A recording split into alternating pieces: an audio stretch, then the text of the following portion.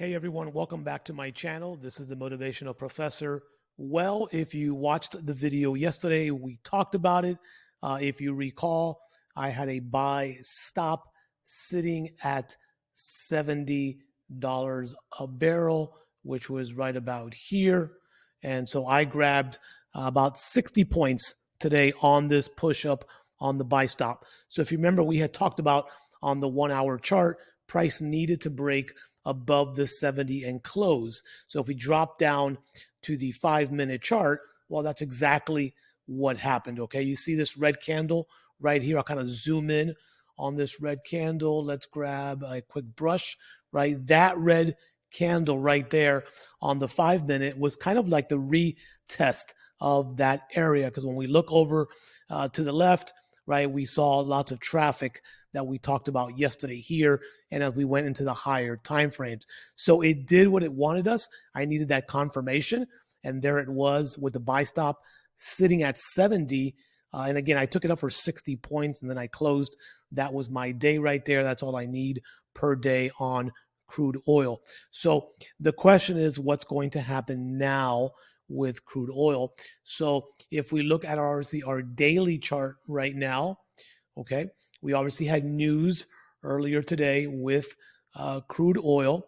So let's start here with the daily chart so we can kind of get an idea what is happening at the different time levels. Now we're going to take this high and we're going to bring this Fibonacci level to this low, which was right here.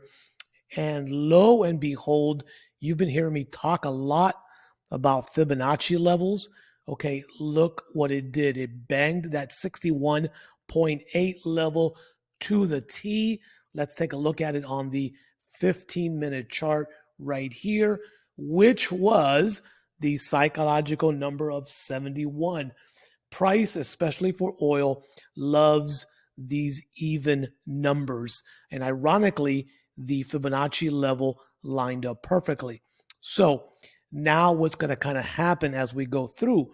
Well, the good thing about the fib levels is that if they're done correctly, right, you can begin to see here how it works as kind of, it already gives us that kind of support and resistance, right? So if we take this all the way down, right, and we go across, let me make this a different color, boom, then we're looking for this area of support to possibly oil come down and hit this area of support again. Now, I'm going to invert this fib level from where it took off to this high point here as of right now. And again, that would put, ironically enough, that support level at about the 50 to the 61.8. So I think now that we broke above 70 and we closed above, we're going to go bullish. Today is Thursday. I think tomorrow we'll see another bullish day. In my opinion, we may start bearish for the end of the day. Again, we're not keeping in mind of any news, but again, this is where I would begin to look for price. And let's grab a arrow for price to come down to this area, somewhere in here, and then give us a bounce back up towards at least 71 again or higher. Now, let me bring in the handy dandy 50-day moving average.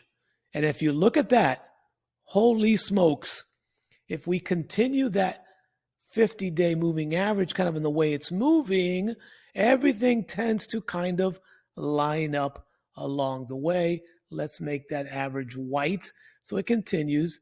Actually, let's make it another color since I made it white.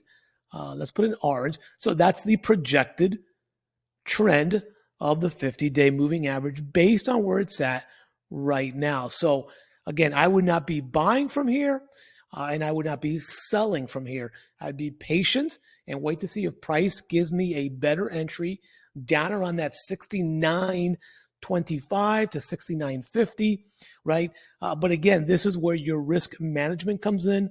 If you're an aggressive trader and you enter now a little bit early, then you might be in some drawdown. For me, I'm going to go ahead and wait, and I'm going to set an alert right now, right at the 50-day average, which is right here. Okay.